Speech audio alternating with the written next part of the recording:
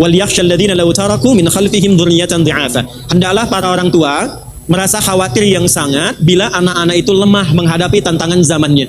Lemah dalam hal apa? 3. 1, lemah imannya. Saya ulangi, lemah imannya. Iman pasangannya di Al-Quran amal soleh. Jadi kalau orang itu sudah lemah imannya, pasti amal solehnya sedikit. Kalau orang sudah sedikit amal solehnya, itu tandanya imannya sedang lemah.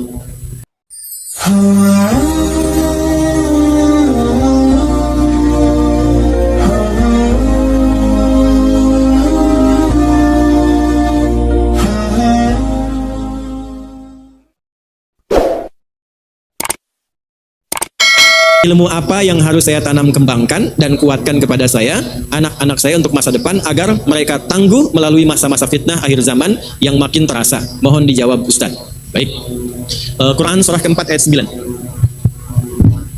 Quran surah 4 ayat 9. Intinya bagaimana menyiapkan amalan utama yang menjaga keluarga supaya tangguh menghadapi masa-masa yang penuh dengan ujian dan fitnah.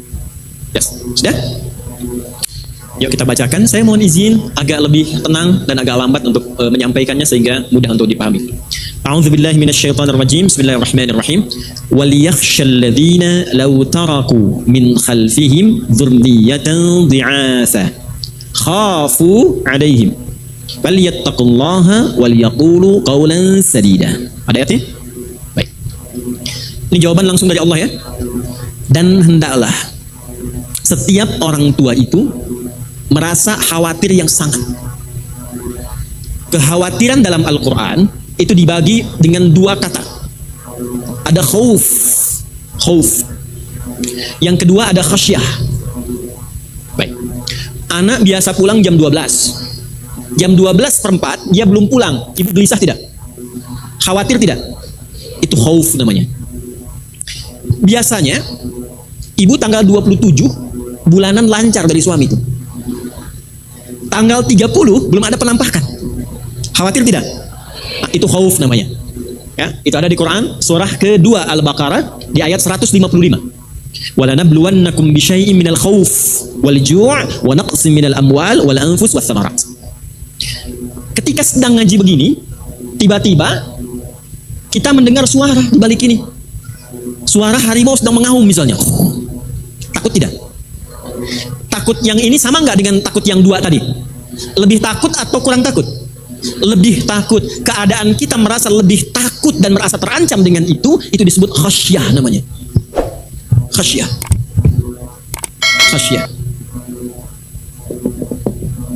Ya. Sudah?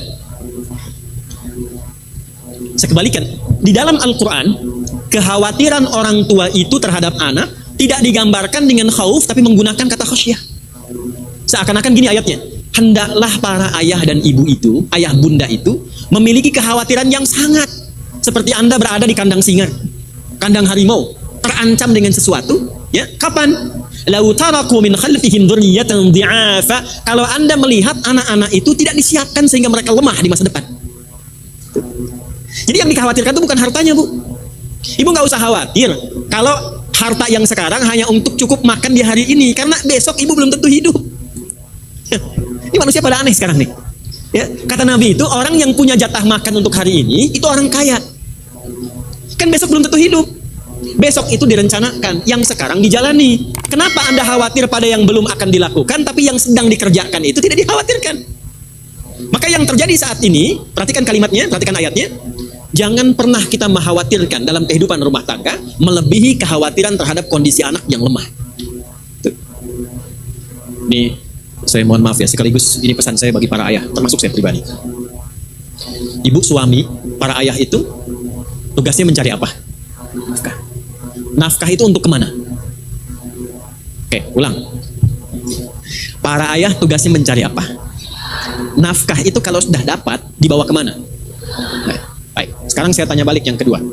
Di rumah itu anak berharga tidak? Baik. Harta berharga tidak? Berharga mana anak dengan harta? Baik. Tapi kenyataan sekarang kan tidak begitu. Saya ulangi ya. Berharga mana anak dengan harta? Tapi kenyataan sekarang tidak begitu. Coba lihat. Ayah yang bekerja sempat gak kemudian memberikan pendampingan pada anak? Berapa kali telepon anaknya? Berapa kali komunikasi dengan anaknya? Ibu lebih sering interaksi dengan anak atau dengan handphone? Tuh. Ya. Nah itu sekarang dibalik, ayatnya berlaku. Hendaklah para ibu itu merasa khawatir yang sangat pada anaknya, bukan handphonenya. Nih Bu, saya tanya, kalau ada anak ibu bawa handphone ibu yang iPhone 15 itu, terus dibanting oleh ibu di hadapan ibu, dibanting oleh anak ibu di hadapan ibu, ya, ibu sedang ini main media sosial, anaknya manggil, ibu nggak nengok, dibawa handphonenya oleh anaknya, dibanting di hadapan ibu. Saya tanya, ibu marahin anaknya atau marahin handphonenya? Tuh. Nah ayat ini berlaku sekarang. Katanya Anda mencari harta itu untuk memberikan fasilitas pada anak. Sekarang Allah berikan harta, tapi Anda gunakan perhatian kepada harta melebihi anak. Oke, yang kedua, ada seseorang punya kambing dan punya anak satu. Anaknya sakit, lantas dia bawa kambingnya ke pasar. Dia katakan, saya mau jual kambing ini Pak. Kata pembeli, kenapa dijual? Untuk biaya obat anak saya yang sakit. Kejadian kedua, ada orang punya kambing, punya anak. Lalu anaknya dibawa ke pasar, disampaikan pada penjual, saya pengen jual anak saya Pak. Kenapa? Karena kambing saya sakit. Menurut ibu, yang benar itu yang pertama atau yang kedua? Tapi realitasnya sekarang terjadi berbeda. Perhatikan. Sekarang orang tua lebih memilih untuk menuntaskan pekerjaan sosialnya dibandingkan memberi perhatian pada anaknya. Karena itu kalau ada anak tumbuh dewasa dan abai pada orang tuanya, tolong jangan salahkan mereka dulu. Istighfar dulu. Istighfar. Ibu kenal Nabi Ibrahim? Ayo bilang kenal, saya pulang. Anak Nabi Ibrahim yang pertama siapa? Ismail. Saya kasih pertanyaan, kalau benar saya kasih hadiah pertama 100.000 dulu. Ya, daripada pinjam 100 kan, lebih baik ngasih. Nah, Nabi Ibrahim punya anak pertama kan, namanya siapa? Ismail. Ini yang jarang saya orang tahu. Yang tahu langsung angkat tangan saja. Istrinya Nabi Ismail namanya siapa? Ya? Salah. Salah. Salah. Shh, waktu habis. Jawaban yang benar, Bumail.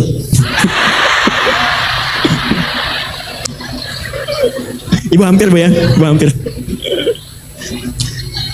Saya punya istri, namanya siapa? Bu Adi. Pak Eko punya istri namanya? Nabi Ismail punya istri namanya? Nah itu gampangnya begitulah. Dah, sudah. Ini Ismail. Ayahnya siapa? Baik. Punya istri namanya? Bukan, Siti Hajar kalau yang ini ya. Ibrahim.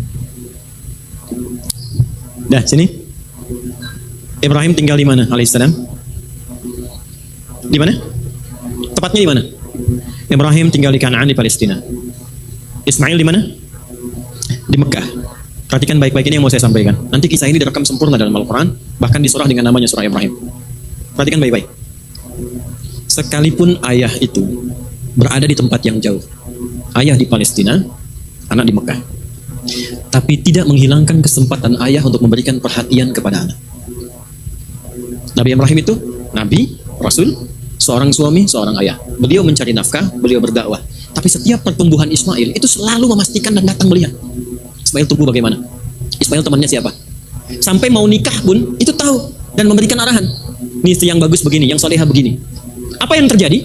Ini yang mau saya katakan. Dengan perhatian orang tua yang begitu luar biasa, bahkan belum balik pun itu anak merasakan dalamnya pekerjaan ayah. Saat Nabi Ibrahim diperintahkan oleh Allah tugas meninggikan bangunan Ka'bah, ditinggikan lagi karena di zaman Nabi Nuh itu hancur kena banjir. Saat mengambil batu, kakinya melangkah, kaki pertama yang menapak disebut makom namanya.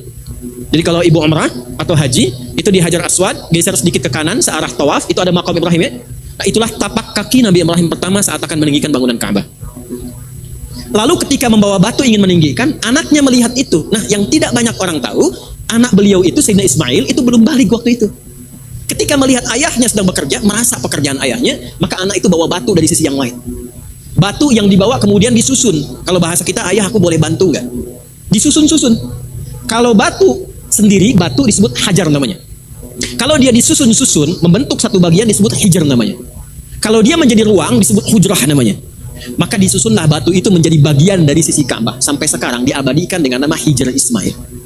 Tapi poinnya bukan karena hijrnya. Poinnya itu refleksi bagi setiap orang tua yang tawaf. Itu dengan hubungan dengan anak bagaimana? Jangan-jangan harta kumpul bagus, jabatan suami bagus, ibu enak, tapi dengan anak gak cocok. Gak pernah kenal, gak pernah salam, pergi cuek begitu saja. Apa? Jadi harta yang didapatkan selama ini untuk apa? Anda mencari harta keluar untuk yang di dalam. Anda dapat harta di luar, tapi gak dekat dengan yang di dalam. Lalu manfaatnya apa harta yang didapatkan itu? Dan hebatnya, saat mendapat tugas berat untuk menyembelih pun, itu anak langsung berdedikasi mengorbankan jiwanya. Pak, kalau perlu lakukan sekarang cepat, jangan ditunda. Orang tua yang begitu perhatian pada anak, Anda bukan hanya mendapatkan kasihnya, dia bahkan rela berkorban nyawanya untuk kebahagiaan kedua orang tuanya. Itu yang sekarang tidak nampak dalam kehidupan kita.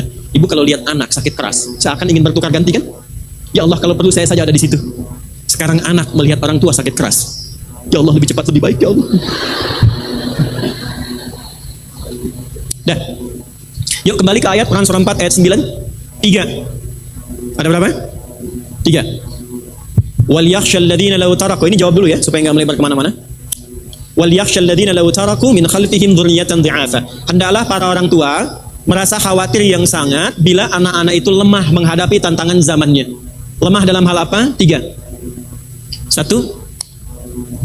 Lemah imannya. Saya ulangi, lemah imannya. Iman pasangannya di Al-Quran amal soleh. Jadi kalau orang itu sudah lemah imannya, pasti amal solehnya sedikit. Kalau orang sudah sedikit amal solehnya, itu tandanya imannya sedang lemah. Maaf, biasanya sholat sunnah sekarang cuma fardu saja, sunnah nggak dikerjakan. Itu tandanya sedang lemah iman. Biasanya puasa sunnah sekarang malah nggak dikerjakan sama sekali. Itu tandanya sedang lemah iman. Baik. Biasanya akhwat ini sholatnya rajin, sekarang bahkan sholat fardu pun sedang tidak sama sekali. Tandanya apa? Tidak, tandanya sedang head. Dia tidak sholat.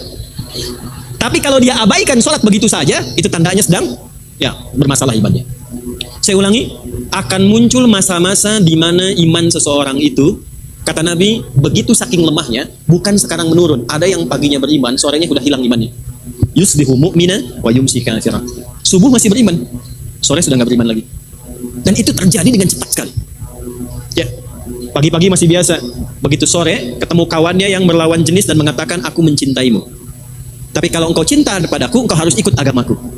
Banyak terjadi sekarang? Saya ulangi, banyak terjadi sekarang? Itu lemah iman. Kalau mau diterima kerja di sini silahkan, tapi harus konsisten dengan jadwalnya, dan jadwalnya dibikin persis di waktu-waktu sholat. Sampai jaga toko pun rela menjaga toko dengan meninggalkan Jumatan. Ada yang begitu? Kalau dipertahankan itu tandanya imannya bermasalah. Baik.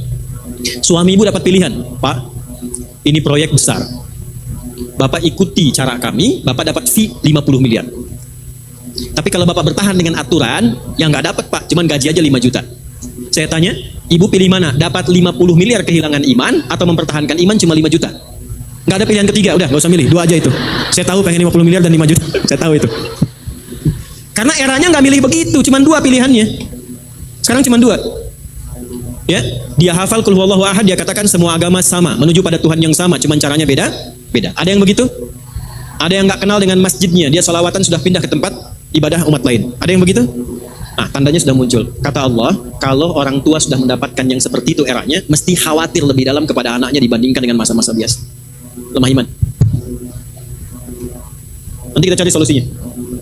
Orang tuanya jangan ikutan. Sudah eranya begitu, yang dikuatkan bukan imannya, diberikan fasilitas dunia lagi, handphone ganti lagi, kan? Ya, mobil ganti lagi, motor ganti lagi, tapi nggak dilihat gimana sholatnya, gimana baca Qurannya. Ya, ibu kalau ada kebakaran sedang melanda dan kita berlindung supaya tidak terjadi demikian, ini contoh saja. Ada kebakaran terjadi, anak ibu tertidur di kasur, ibu apakan? Bangunkan, dan dia mengatakan, "Ma, nanti aja nggak enak." Ibu paksa dia keluar atau tidak? Kenapa? Takut terbakar, panas gak apinya? Nah, saya mau kasih tahu dari sekarang, neraka itu lebih panas. Dan saat sudah tiba waktunya, udah nggak ada kesempatan lagi. Ibu nggak bisa berkata begini, ayo cepat di depan neraka, nggak bisa. Kalau waktunya sudah tiba, udah selesai. Tidak akan bisa menggantikan setiap posisi. 2, lemah ilmu. Cepat. 3, lemah harta. Satu iman, dua ilmu, tiga. Nah, jadi kalau ibu di sini bertanya bagaimana mengatasi fitnah akhir zaman, kuatkan tiga hal ini. Tapi urutannya jangan dibalik ya. Urutannya masih seperti ini. Satu apa? Iman. Yang kedua, yang ketiga. Ini saya kasih rahasia yang cepat. Kalau satu dan dua diraih, yang ketiga ikut. Jadi nggak usah sibuk cari harta, nggak usah sibuk. Ibu kuatkan iman, itu harta datang dengan sendirinya. Demi Allah saya katakan, kuatkan iman, harta dipermudah oleh Allah. Yang suka azan di masjid imannya kuat tidak? Saking kuatnya dia bahkan bangun sebelum azan kan? Pernah nggak ada marbot kekurangan rizki? Nggak ada, tercukupi. Ya, ya Allah gimana cara mengekspresikannya ya? Sekarang iman itu yang kurang. Jadi yang pertama dikejar, tingkatkan dulu imannya. Kalau sudah iman kuat, nanti di hati ada punya perasaan begini, saya punya Allah. Itu kalau sudah ada begitu, saya punya Allah, maka semua yang besar jadi kecil. Masalah tuntas. Masalah tuntas. Sekarang yang terjadi, karena rasa punya Allah itu kurang, sehingga tidak punya keyakinan. Padahal inna ma'al usri, kata Al-Quran, setiap ada kesulitan, aku berikan solusi. Kamu tinggal minta, aku berikan solusinya. Cuma karena lemah di imannya, tidak dikuatkan faktor ini, problemnya apa? Berkurang kedekatannya dengan Allah, sehingga muncul semua urusan dunia. Ya, iman. Yang kedua apa? Ilmu. Yang ketiga apa? Ingat urutannya, urutkan dari iman dulu, ilmu dulu, harta akan ikut dengan sendirinya. Jelas? Cara mencarinya, satu rumusnya. Dan ini tolong dimulai dari orang tuanya dulu. Kalau anaknya ingin otomatis ikut, orang tua perbaiki. Biasanya, kalau orang tua sudah merubah dari awal, itu anak dengan sendirinya akan diberikan oleh Allah, percikan kesolehan orang tuanya, langsung dia berubah. Dan ibu nggak capek. Ya, ibu nggak capek. Jadi gini, kan ada yang memulai begini ya, minta sama anak nuntut, tapi orang tua nggak kerjakan.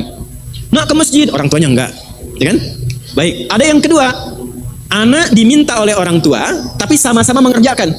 Jadi ayahnya ke masjid, anaknya ke masjid. Ibunya ngaji, anaknya diminta ngaji. Ada yang begitu? Yang ketiga, ini yang lebih luar biasa sebetulnya untuk memulai. Ibunya dulu, ayahnya dulu memperbaiki diri. Setelah itu, Allah akan lembutkan hati anaknya, tidak diminta, langsung dia ikut. Rumusnya cuma satu, tingkatkan takwa. Maaf ya, satu pertanyaan jawabannya akan panjang ini. Kuncinya apa? Takwa. Kalau mau meningkatkan iman, rumusnya takwa. Kalau mau mendapatkan tambahan ilmu, rumus pertamanya takwa. Belajar itu yang kedua. Kalau takwa sudah ada, belajar akan cepat sekali didapatkan. Kalau mau harta ditingkatkan oleh Allah dengan berkah, kuncinya takwa. Ya, saya cepat. Perhatikan dulu janji Allahnya. Terkait masalah, kalau takwanya meningkat, itu setiap ada masalah diringankan oleh Allah sehingga kita mudah menjalaninya. Jadi bukan nggak punya masalah, setiap akan ada melewati masalah, masalahnya dikecilkan oleh Allah, diringankan dulu sehingga ketika dihadapi seakan-akan nggak punya masalah. Padahal dia menghadapi masalah. Bu, saya duduk di sini, jangan dikira saya nggak punya masalah. Ini masalah ibu semua nih, tanyakan ke saya sekarang. Tapi banyak. Tapi poinnya satu, ya. Perhatikan Quran surah ke-65. Di akhir ayat yang kedua, di awal ayat yang ketiga. Wa may yattaqillaha yaj'al lahu makhraja. Itu kuncinya. Wa yarzuqhu min haitsu la yahtasib. Kaget kan? Nah, nanti kalau Allah mudahkan lebih kaget daripada itu. Ya. Saya ulang. Wa may yattaqillaha, siapapun yang mampu meningkatkan takwanya, yaj'al lahu makhraja. Saya janji kata Allah, saya berikan solusi di setiap masalah yang ia hadapi. Jadi sebelum menghadapi masalah, dikecilkan dulu. Sehingga ketika dilewati, seakan-akan gak ada masalah. Senyum, selesai. Padahal bagi banyak orang, mungkin mengeluarkan biaya yang tidak sedikit. Ya. Saya diantar oleh yang mendampingi di Jakarta satu kali. Ini kisah nyata. Hari Jumat. Saya akan mengisi khutbah di Kuningan. Begitu di jalan, sudah mepet waktu. Kan ada jalur darurat ya, di bahu sebelah kiri. Saya merasa saya sedang darurat. Karena sebentar lagi waktu Jumat. Masuklah ke bahu itu. Alhamdulillah ada polisi. Wah. Begitu berhenti, polisi betul menunaikan tugasnya dengan baik. Jadi begitu beliau mendekat ke arah pengemudi, saya di sampingnya. Itu yang bawa mobil, kawan kami, cukup senior, langsung mau mengeluarkan SIM. Saya bilang tunggu dulu, kan belum ditanya.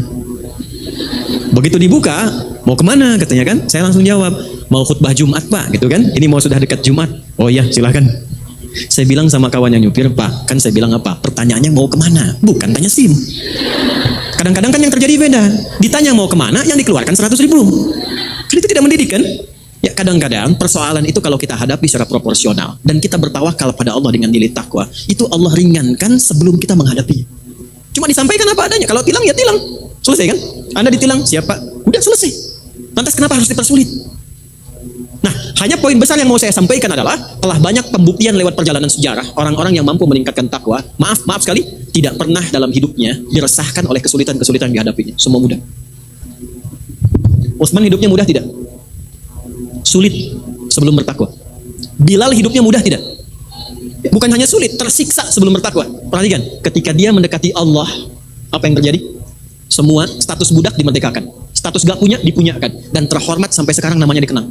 Walaupun hidupnya hanya lekat dengan azan. Nih. Yuk saya cepat ya.